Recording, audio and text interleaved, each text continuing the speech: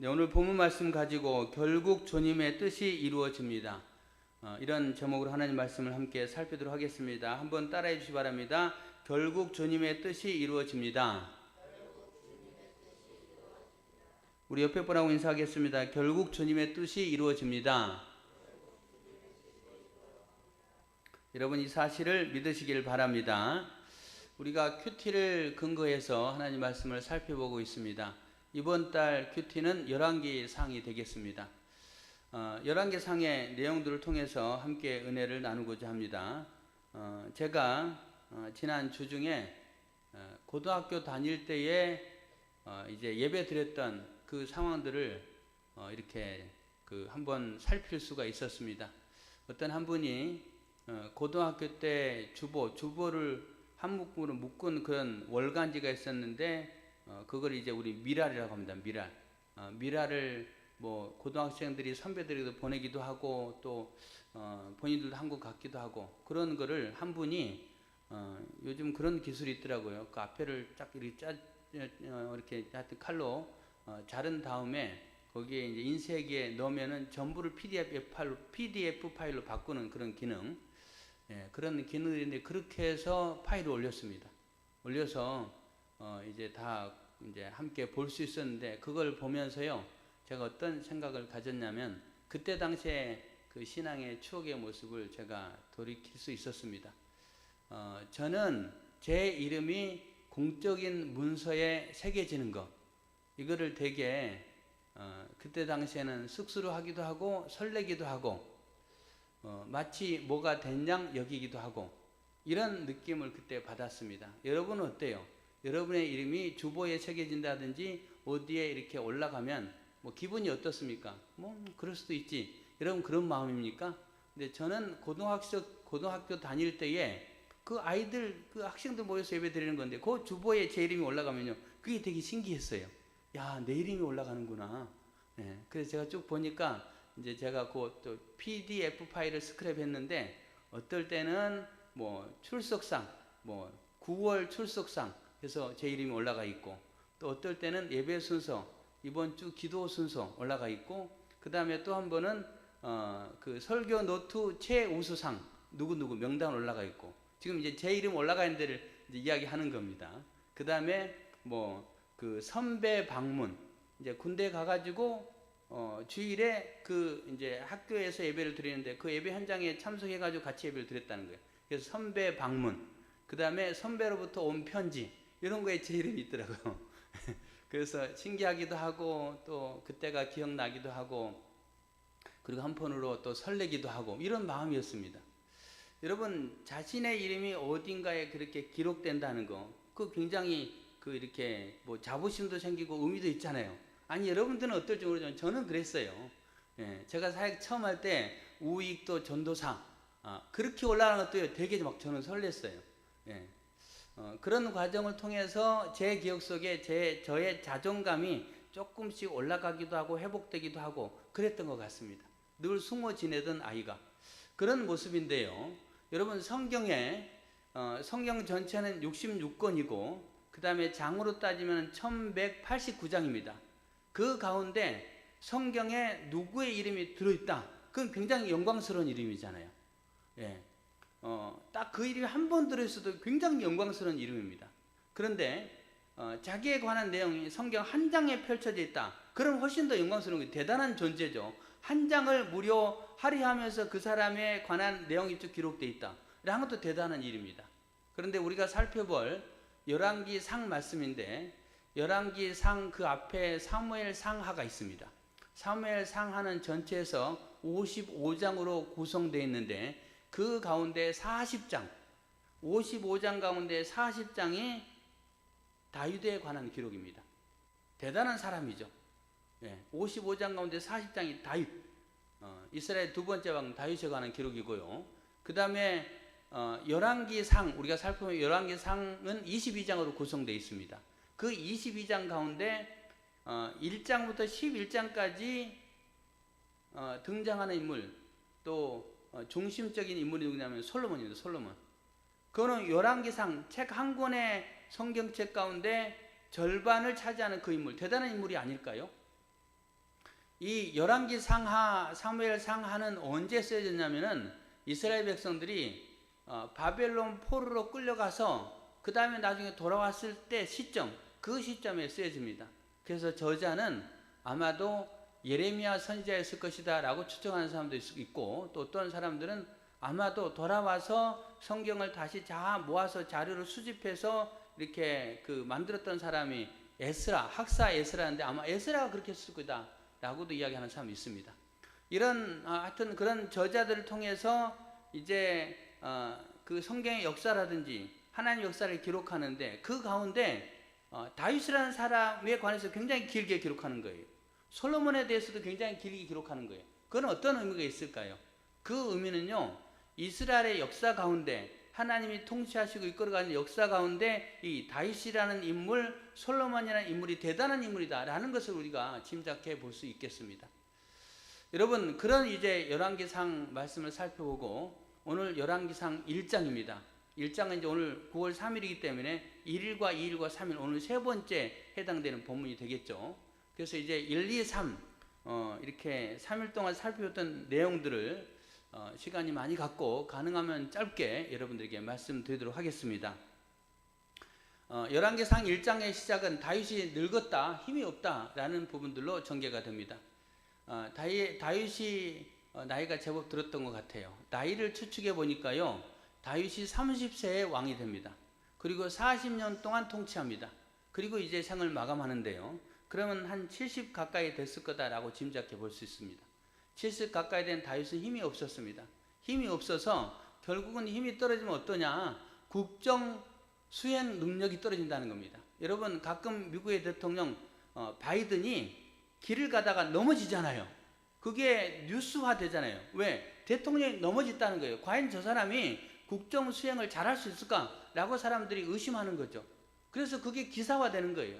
근데 다윗의 상황이 이런 상황이라는 겁니다. 나이가 늙었어요. 그래서 힘이 없어요. 늘 침상에 누워 있어요. 그래서 신하들이 생각합니다. 다윗 왕이 죽으면 안 된다는 겁니다. 좀 더 기력을 회복해서 나라를 통치하고 이끌어 나갔으면 좋겠다라는 바람이 있습니다. 왜? 다윗은 사실은 민족의 등불 같은 존재란 말이에요. 그 나라를 일으켰고 지금까지 이끌었던 사람이기 때문에. 그래서 다윗이 오래도록 통치했으면 좋겠다라는 마음을 갖고 있는 겁니다. 그래서 신하들이 취했던 방법이 뭐냐면요, 다윗에게 젊은 여자, 젊은 처녀를 붙여주자. 그러면은 그 처녀와 함께하면서 다윗이 조금 힘을 내지 않겠는가 라고 해서 수냄 여자, 동료라고도 표현하는데 동료 아비삭을 붙여줍니다. 그런데 아비삭을 붙여준 건 신하들의 생각이었는데요, 그렇다고 다윗이 힘을 낼 수 있었냐? 힘을 내지 못합니다. 다윗이 1장의 앞부분에 보면은 그럼에도 불구하고 그는 수냄 여자 아비삭과 동침하지 아니하였더라 라고 되어 있습니다. 동침하지 아니하였다라는 말은 그 여인의 순교를 빼앗지 않았다라는 말이 아닙니다. 다윗이 그런 힘조차도 없었다는 겁니다. 함께 누울 힘조차도 없다는 거예요. 그러면은 이제 나라의 구분이 기울어 갈 수 있는 그런 상황입니다. 그렇다면 이제 후계자를 선정해 놔야 되겠죠. 근데 이제 다윗의 마음속에 후계자가 이미 있었습니다. 그 후계자는 솔로몬이었습니다. 솔로몬. 그런데 솔로몬에 대해서 우리나라 조선시대로 따지면 세자 책봉 딱 하잖아요. 다음 후계자는 누구다라고 지명해 놓고 아예 세자로 세우는데 그거를 다윗이 하지 않았습니다. 왜 하지 않았을까요? 그 이유를 짐작해 본다면 아마도 솔로몬의 나이가 너무 어렸기 때문에 그랬을 것이다 라고 짐작해 봅니다. 이때 당시에 그러니까 오늘 1장에 펼쳐지는 과정 속에 솔로몬의 나이는요, 대략 한 18세에서 20세 정도 됩니다. 그래서 솔로몬은 20으로 친다면 20세 왕이 돼서 40년 동안 통치를 하죠. 그럼 60세 생을 마감하는데 이제 솔로몬의 나이는 20살이 안 됐다는 겁니다. 20살이 거의 안 된 상황. 그 아이를 이렇게 지명하면 솔로몬이 몇 번째 아들이냐면요, 10번째 아들입니다. 10번째. 맞이라면 지명해도 누가 뭐라 하겠어요. 아니 맞이 아니라도 한 둘째 셋째 정도 되면 지명해도 괜찮은 거예요. 근데 10째 애를 지명한다 그러면은 이외의 형들이 가만히 있겠습니까? 굉장히 반발이 심할 것 아니에요. 그래서 다윗이 아마 그 솔로몬에 대해서 공식적으로 선포하지 못한 것 같습니다. 이건 짐작이에요. 하여튼 지명하지 않았어요. 그렇지만은 근데 불구하고 다윗은 자기의 측근들에게는 이야기했습니다. 자기의 아내 솔로몬의 어머니 밧세바에게도 이야기했고요. 또 나단도 알고 있었고, 선지자 나단도 알고 있었고, 그 주변 사람도 아마도 알고 있었다라는 뉘앙스가 성경의 내용 가운데 쭉 펼쳐집니다. 하여튼 그런 전개하는 과정 속에 그럼에도 불구하고 명확하게 지명하지 않았기 때문에 그 틈을 노린 사람이 한 사람 있죠. 누굽니까? 당시에 마지에 해당되는 아도니아라는 사람입니다. 이 아도니아는 다윗의 넷째 아들입니다. 첫째 아들 암논 암살당했고요. 둘째 아들 이름이 별로 등장하지 않고요. 셋째 아들 압살롬 반역하다가 죽었고요. 그리고 이제 자기가 넷째인데 자기가 사실상 이제 가장 맏아들인 거예요. 이런 부분이었습니다. 그래서 그 아도니아는 자기가 이제 맞이니까, 그리고 다윗 왕은 명확하게 공식적으로 솔로몬에게 위임하겠다 말 안 했기 때문에 이제 왕자 행사를 하면서 또 이제 그때 당시에 뭐 이렇게 국방부 장관이라든지 종교 최고 지도자 대제사장이라든지 이 사람들과 같이 올립니다. 예. 그 사람 같이 올리면서 포섭도 하고 또 그 사람들을 뭐 자기와 함께 동참하기도 하고 이렇게 만듭니다. 그리고 아도니아는 자기가 이제 왕자 중에서도 제법 힘이 있다라는 것을 표현하기 위해서 호위병 50명, 기병과 마병, 뭐 용병 이런 보병 같은 걸 한 50명을 데리고 다녔어요. 근데 오늘 성경에 보면요, 그런 모습 가운데 다윗 왕이요, 야 너 좀 지나치다 하지 마라, 그렇게 하면 좋았으련만, 그것도 하지 않습니다. 다윗이 한 번도 아도니아의 마음을 서운하게 하지 않았다라고 본문이 기록합니다. 서운하지 하게 않았어요. 그래서 이제 그런 과정 속에 아도니아가 기고만장한 겁니다. 아, 우리 아버지도 내가 이렇게 하는 거 어떻게 하지 못하는구나. 아니, 내가 아버지가 나중에 뭐 열지에 내 동생을 왕으로 뭐 이렇게 하겠다라고 그런 말 하기 전에 내가 선수 치면 되겠다라는 생각을 가졌던 것 같아요. 그래서 그가 사람들을 이제 모읍니다. 그래서 당시에 군사력의 실세, 뭐 국방부 장관은 해도 되는 그런 위치에 있는 사람, 요압은 최고의 실세거든요. 그 요압과 그 다음에 대제사장 아비아달과 그 다음에 또 그 유다 사람들, 베냐민 사람들, 그 여러 지도자들을 다 모읍니다. 그래서 엘르로겔이라는 그런 지역에 가서 그들이 큰 잔치를 벌입니다. 양과 소와 그 다음에 살찐 송아지를 잡아서 잔치를 벌이고, 그 다음에 막 하여튼 그런 소리들이 아주 이제 아주 크게 펼쳐집니다. 아마도 그때 당시에 아도니아 왕이시여 만세수로 하옵소서, 그렇게 됐을 거다라고 짐작이 됩니다. 그런 상황이 그 엘리르골 골짜기에서 전개가 됩니다. 근데 이 소식을 누가 듣냐? 하나님의 사람 나단 선지자가 듣습니다. 나단 선지자가 듣고, 이 상황이 전개가 되면은 결코 나라가 평탄하게 전개되지 않을 것 같다. 왜? 자신은 다윗이 솔로몬에게 후계자로 삼겠다라는 부분들을 알고 있었기 때문에 성경에 직접 나단에게도 말했다라는 말은 없습니다. 그렇지만 나단이 알고 있었다는 거예요. 그래서 나단이 그 상황 가운데 급히 왕궁으로 돌아와서 누구를 먼저 만나냐면요, 왕을 먼저 만나는 게 아니고 밧세바를 만납니다. 밧세바는 솔로몬의 어머니, 그리고 솔로몬이 후계자가 된다는 걸 밧세바도 알고 있을 거란 말이에요. 그래서 밧세바를 찾아갑니다. 그래서 밧세바를 찾아간 다음에 지금 이런 상황이 생겼고, 만약에 아도니아가 왕이 된다면 당신과 솔로몬의 생명은 안전하지 않을 겁니다 라고 이야기를 합니다. 왜냐하면 아도니아가 그 잔치를 벌이면서 모든 왕자는 불렀지만 솔로몬은 부르지 않았습니다. 솔로몬도 부르지 않았고, 나단도 부르지 않았고, 뭐 그 다음에 젊은 제사장 사독이라는 사람도 부르지 않았고, 뭐 몇 명을 안 부릅니다. 이 사람들 안 부르. 그러니까 이 사람들은 결국은 아도니아가 왕이 되면 그들은 다 없애는 거죠. 이런 상황. 그래서 밧세바에게 이야기합니다. 밧세바는 들어요. 그리고 밧세바는 그 말을 듣고 왕에게 찾아갑니다. 그런데 사실 여러분, 성경에 보면은 나단 선지자하고 밧세바 사이는 어떤 관계일까요? 좋은 관계일까요? 절대로 그렇지 않습니다. 시작은 굉장히 껄끄러운 관계입니다. 왜 껄끄러운 관계일까요? 사무엘 성경에 보면요, 다윗 왕이 우리아의 아내 밧세바를 보고 마음에 들어가지고 그 여인을 취해버리죠. 동침하죠. 그리고 임신합니다.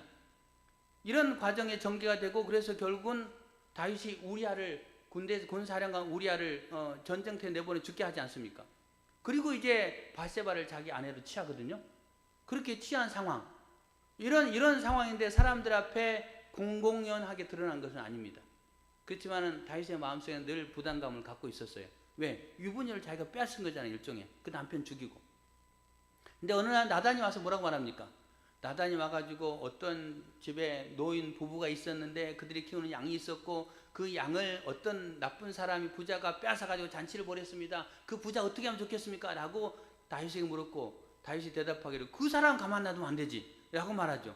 그럴 때 나단이 말합니다. 당신이 바로 그 사람입니다. 라고 해서 다윗 왕의 잘못을 분명히 지적했던 사람이 나단. 그러면은 거기에 누구도 개입되어 있습니까? 바세바도 개입되어 있잖아요. 아니 저 나단 선지자라는 사람이 결국은 내 체면을 깎아버렸다. 내가 왕과 은밀하게 했던 그리고 또 왕에게 대해서 내가 품었던 그런 마음들이 다 드러나겠다. 그래서 나단 선지자 별로 안 좋았을 거예요. 근데 오늘 이 순간에는요, 나단이 바세바를 찾아오고 또 바세바에게 말할 때 바세바는 그 부분에 동의합니다. 나단이 말하죠. 왕에게 가가지고 지금 이 상황을 이야기하십시오. 그리고 과거에 솔로몬을 왕위로 세워주겠다고 약속하지 않았습니까? 그 말을 먼저 해라. 쭉쭉 이야기합니다.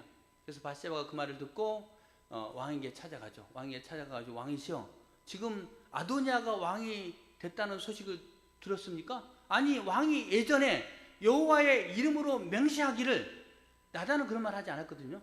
근데 이제 바세바는 더 이제 설득 있게 말하기 위해서 또 아마 그게 사실인 것 같고 여호와의 이름으로 맹세하기를 내 아들 솔로몬을 왕위로 계승해 주기로 하지 않았습니까? 그런데 이게 지금 무슨 소식입니까? 라고 말합니다. 만약에 아도니아가 왕이 된다면 나중에 다윗 왕이 조상들과 함께 잠잘 때에 나와 솔로몬은 죄인이 될 겁니다. 라고 이야기까지 합니다. 다윗의 마음이 심란하겠죠. 이게 도대체 어떤 상황이야? 그런데 밖에서 나단 선지자가 도착했다는 소식이 들립니다. 나단 선지자를 들어오라 하고 바세바를 잠깐 몰립니다. 그리고 나단과 1대1로 이제 다윗이 이야기하죠. 그렇게 이야기하는 건데 나단이 이야기합니다. 하나님께서 분명하게 그렇게 솔로몬을 왕위로 물려주겠다 한 거 저도 알고 있습니다. 그런데 지금 아도니아가 대관식을 진행하고 있습니다. 왕이시여, 그거에 대해서 저한테 한 번이라도 이야기한 적 있습니까? 이거 왕이 제가 한 겁니까? 왕이 허락한 겁니까? 아도니아야. 왕으로 지금 하는 거. 그렇게 나단이 이야기합니다. 나단 이야기를 들은 다윗, 자기가 제가 하지 않았거든요. 예. 자기가 아도니아를 왕으로 추대한다라고 사람들이 할 때 거기에 대해서 승인하지 않았단 말이에요. 그래서 이제 바세바의 말도 듣고 나단 선지자의 말도 들었던 다윗이 바세바를 부르죠. 예, 아마 옆방에 가 있을 거예요. 바세바를 부른 다음에 내가 여호와의 이름으로 맹세하고 그 다음에 모든 환난에서 나를 건지신 하나님, 그동안 내 인생에 환난이 굉장히 많은데 그때마다 건졌고 지금도 굉장히 심각한 상황인데 그 환난에서도 하나님 나를 건지실 수 나는 믿는다. 그 하나님의 이름으로 맹세하는데 반드시 솔로몬이 왕이 될 것이다. 그리고 그것은 오늘 시행할 것이다 라고 말합니다. 그러자 바세바가 다윗 왕 앞에 얼굴을 땅에 대고 엎드려 절하면서 다윗 왕이시여 만세수로 하옵소서 라고 이야기합니다. 그리고 다윗 왕은 사람들을 부릅니다. 제사장 가운데 사독 제사장을 부르고 그 다음에 나단 선지자를 부르고 그 다음에 또 그때 당시에 군 사령 가운데 한 사람이었던 분하야라는 사람, 이 사람을 부릅니다. 그 사람들에게 이제 그 제사장에게 명령합니다. 지금 솔로몬을 왕만이 타는 노새, 정확한 말하면 암노새거든요. 암노새에 솔로몬을 태워서 저 기온샘으로 가서 거기에 사독과 나단은 솔로몬에게 기름을 붓고 그 다음에 뿔나팔을 불어 솔로몬이 왕이 되었음을 선포하라고 말합니다. 그 세 사람은 몇몇 사람들 더 데리고 즉시 가서 그 일을 실행합니다. 뿔나팔을 불었고 그리고 왕을 선포합니다. 많은 사람들이 솔로몬 왕이시여 만세수로 하옵소서라고 합니다. 그런 상황 가운데 상대편 맞은편의 상황, 대략 한 600m 정도 떨어져 있는 곳에 아도니아 무리들이 있었고 이 소식을 듣습니다. 누군가 전가를 해줍니다. 솔로몬이 왕이 됐답니다. 다윗 왕이 제가 했답니다. 그러자 그 소식을 들은 그곳에 모였던 여러 사람들은 뿔뿔이 흩어져 버립니다. 왜? 거기 가만히 있으면 큰일 나거든요. 이런 상황 가운데 이제 솔로몬이 왕으로 등극합니다. 여러분 솔로몬이 무슨 역할을 했을까요? 솔로몬이 한 역할은 없습니다. 이런 상황 가운데 열왕기상 1장이 쭉 전개가 됩니다. 말씀을 보고 이렇게 뭐 살펴보고 뭐 이렇게 쭉 한 결론이 이런 내용입니다. 여러분 이런 내용을 통해서 우리가 생각해 볼 수 있는 것 하나 있습니다. 여러분 아도니아가 왕이 되려고 했습니다. 솔로몬의 그 이렇게 뭐 같이 이렇게 연합하는 사람, 그 사람들이 솔로몬을 왕으로 세우려고 했습니다. 하나님의 뜻이 어디 있을까요? 하나님의 뜻은 아도니아일까요? 솔로몬일까요? 그 결론은요,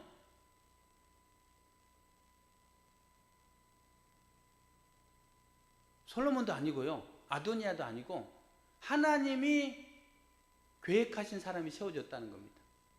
인간적인 면에서 바라보면요, 아도니아, 이 사람 대단한 사람입니다. 왜? 오늘 1장에 보면요, 아도니아는 용모도 뛰어났고 리더십도 있었고, 그 다음에 많은 사람들을 포섭했고, 그 다음에 실제 살아있는 거의 맏아들이었고, 뭐 이런 과정. 그 다음에 자기 힘으로 막 왕이 되려고 하고 있고, 거의 모든 사람들 다 합시한 거죠. 다 모은 거죠. 그래서 아도니아가 왕이 될 것 같은데 왕이 되지 않아요. 이런 모습이 전개가 됩니다. 그리고 여러분 솔로몬은 어떻습니까? 솔로몬은 사실 나이가 너무 어려서 뭘 할 수가 없습니다. 그런 상황 가운데 있어요. 그런데 하나님의 뜻은 솔로몬에게 있었다는 겁니다. 이 솔로몬을 후계자로 하나님이 임명하신다라는 그런 몇 가지 이제 성경 구절을 찾아보면요, 사무엘하 7장에 보면은 다윗이 성전 건축을 하려고 할 때에 나단 선지자가 하나님의 말씀을 받고 다윗에게 찾아와서 이야기합니다. 다윗 왕을 하나님이 높이셨고 또 그 후손들도 하나님이 번성하게 하실 것이며, 그 다음에 내 씨에서 날짜가 왕위를 이어갈 거다, 이런 내용들이 나와 있습니다. 그것을 가지고 신학자들이 말하기를, 거기서 말하는 내 씨에 내게서 날 씨 가운데, 그때 아직 솔로몬 태어나지 않았다는 거예요. 다른 왕자들은 다 태어나고 솔로몬 태어나지 않았고, 그래서 그 내 씨에서 날짜를 솔로몬을 이야기한다. 그렇게 솔로몬을 지명하고 있다라는 말도 합니다. 그 다음에 우리가 살펴보면 열왕기상 2장 15절쯤에 보면요, 아도니아가 고백합니다. 아도니아가 원래 왕의 자리는 내 자리였는데 하나님이 솔로몬을 세웠다라는 고백을 합니다. 아도니아, 자기의 정적 아도니아가 솔로몬을 하나님이 세웠다라는 고백을 한다는 거예요. 그리고 솔로몬의 모습은 어떤 모습일까요? 솔로몬은요, 하나님 앞에 나아가서 열천번제를 드린 다음에 그 다음에 하나님이 내게 무엇을 해주랴 라고 물을 때 솔로몬은 대답합니다. 그 대답 가운데 마지막에 나는 작은 아이라, 나는 작은 아이입니다, 어떻게 할 수 없습니다, 굉장히 겸손한 모습을 보여주고 있습니다. 그런 모습 가운데 하나님이 솔로몬을 그 후계자로 하나님이 하지 않았을까? 이 권력 다툼에서 결국은 뭐 솔로몬의 사람들이 이겼다라는 부분이 아닙니다. 하나님이 계획한 사람이 세워졌다는 겁니다. 예전에 우리나라의 대통령을 지내신 분 가운데 한 분이 이런 이야기 한 걸 저는 아직도 기억을 합니다. 그분이 대통령 선거를 했는데 떨어졌어요. 선거에 떨어졌으면서 그가 이제 마지막 상대방의 그 대통령 당선을 축하하면서 자기의 패배를 인정하면서 말하기를 대통령은 하늘이 내려주는 겁니다 라고 이야기를 했습니다. 그렇게 이야기하고 물러갔습니다. 그리고 그 다음 이제 그 대통령이 되긴 했죠. 이런 부분들 하늘이 내려준다는 거예요. 결국은 아도니아, 솔로몬 그 과정 속에 하나님이 솔로몬을 뭐 이렇게 솔로몬이 힘이 있어서 왕이 됐다, 그렇게 우리가 해석하면 안 된다는 거예요. 하나님이 솔로몬을 세우기를 계획하셨고 다윗을 이어 왕이 되게 하셨다는 겁니다. 이게 하나님의 뜻이라는 겁니다. 여러분 그렇습니다. 잠언 말씀에 보면은 제가 이제 지금 원고를 안 보기 때문에 성경 구절을 명확하게 이제 말씀을 못 드리겠지만은 잠언 말씀에 보면은 사람에게는 여러 가지 계획이 있으나 오직 여호와의 뜻만이 완전히 서리라라고 말합니다. 여러분 그렇습니다. 하나님의 뜻만이 완전히 선다는 사실을 믿으시길 바랍니다. 그렇다면 우리의 삶 가운데 우리는 살면서 고달프고 힘들고 또 때로는 내 원한도 되지 않고 그런 상황을 만들 때 굉장히 힘들어합니다. 염려합니다. 잠도 제대로 이루지 못할 때가 있습니다. 그런데 여러분 우리는 믿음의 모습으로 하나님께 나아가야 됩니다. 어떤 믿음의 모습인가?